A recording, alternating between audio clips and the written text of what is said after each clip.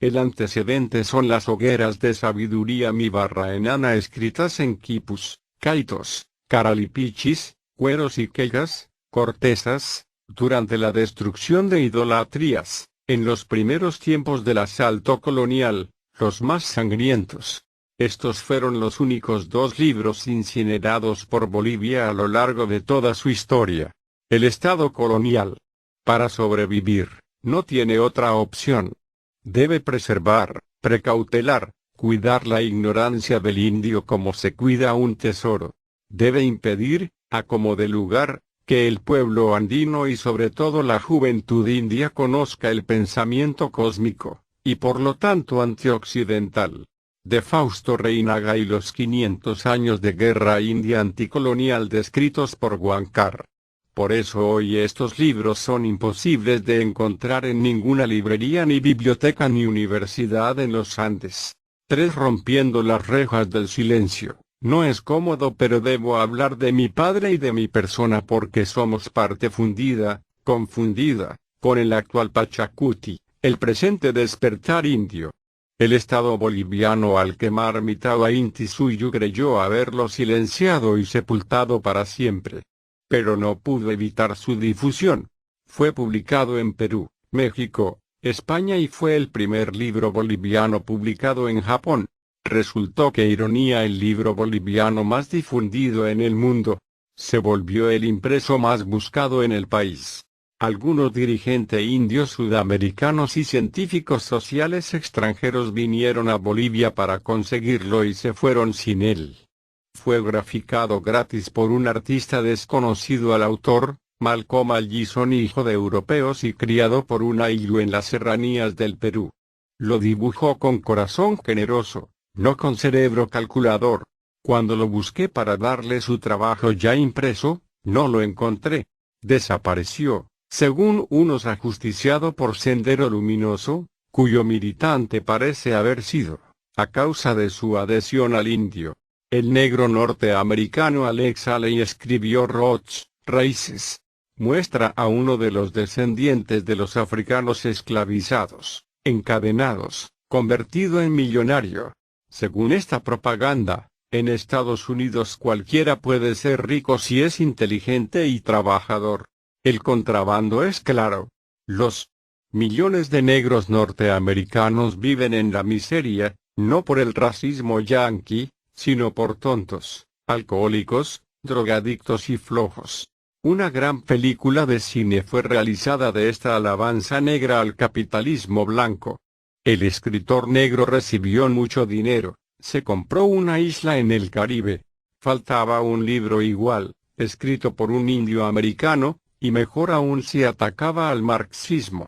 El manuscrito de este libro llegó a una editorial de San Francisco. Su directora Gracia Alquema lo consideró muy importante y lo remitió a la Harper Row, una de las 5 editoriales más grandes de los Estados Unidos. Su vicepresidente Douglas Latimer voló de Nueva York a San Francisco. Trajo un contrato, según el cual 150.000 ejemplares serían impresos y distribuidos en colegios y universidades.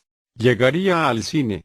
Yo recibiría el 51% de las ganancias, aparte de los derechos de autor.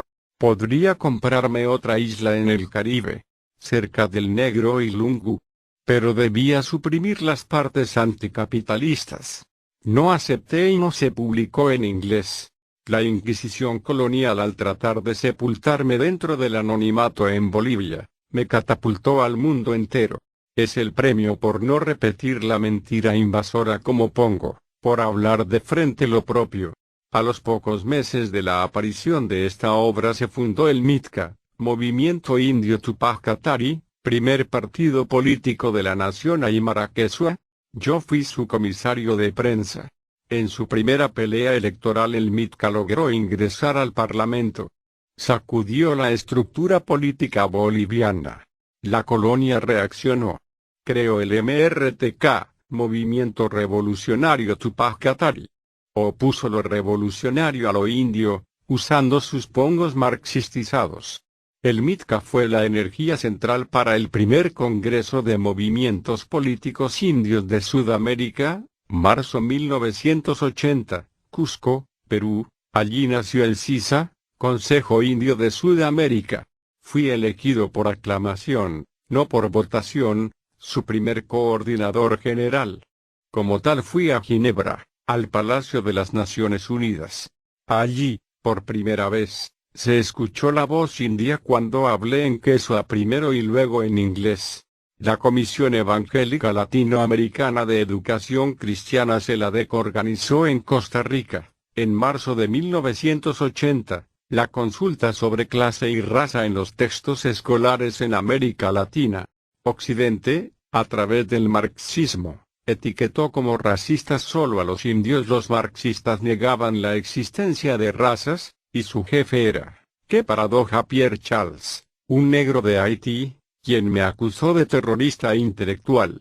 Mi presentación Clase y raza en los Andes, opuesto al discurso ideológico oficial occidental, encendió la ira de los marxistas.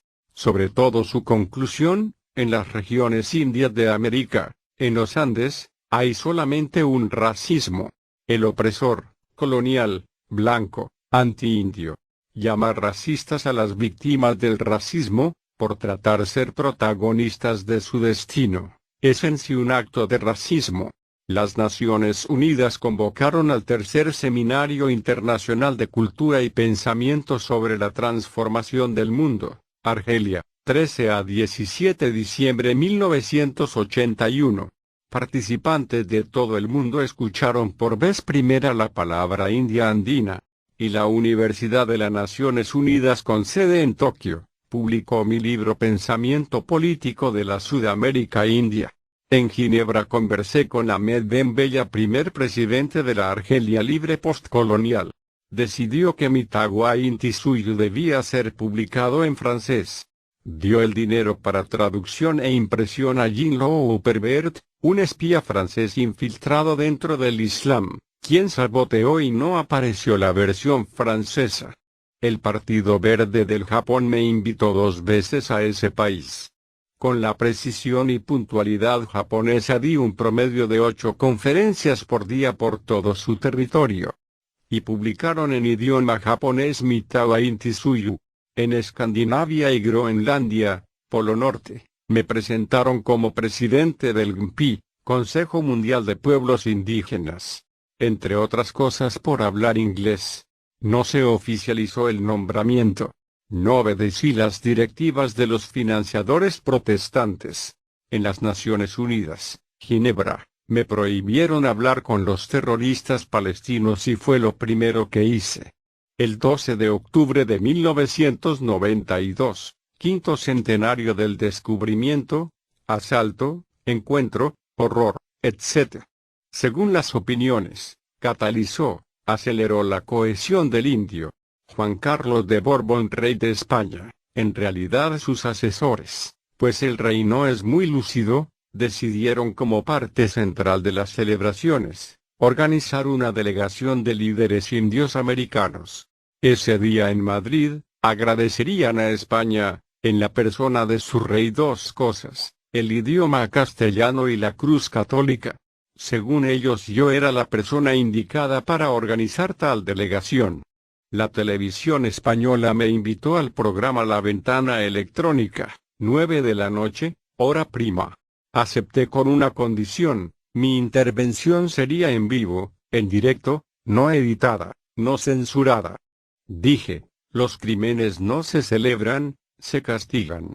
Y el proyecto de la tal delegación india se vino abajo. Estas palabras resonaron.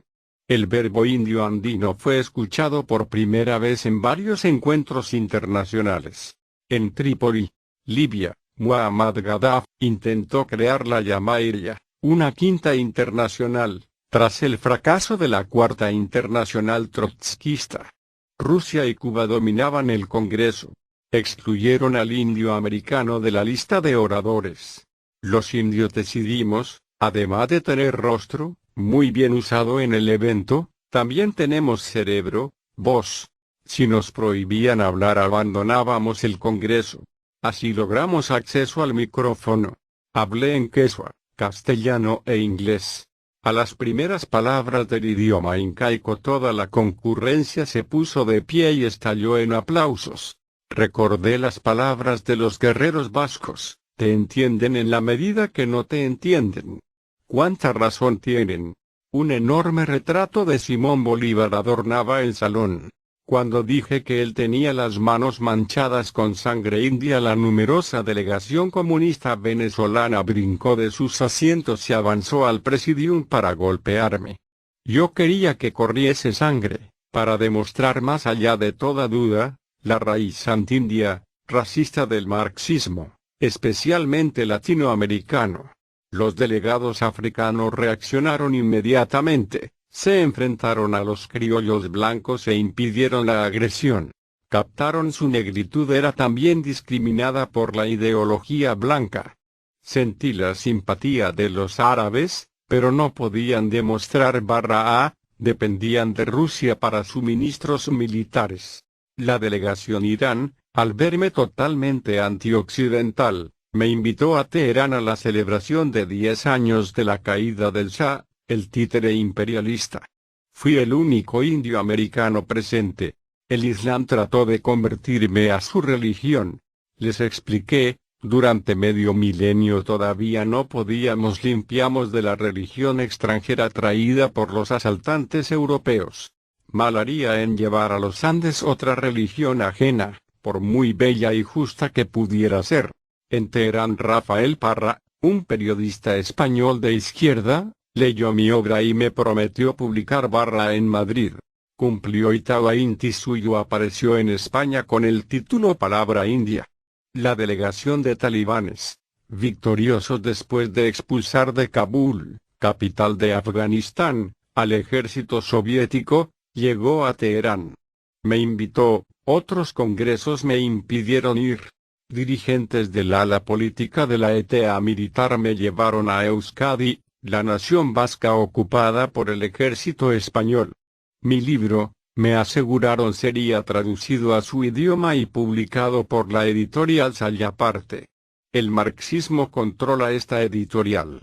El pueblo vasco, llamado el pueblo indio de Europa, por ser el primer habitante humano de los Pirineos, no pudo conocer la historia de otro pueblo originario, por el accionar del brazo izquierdo del hombre blanco.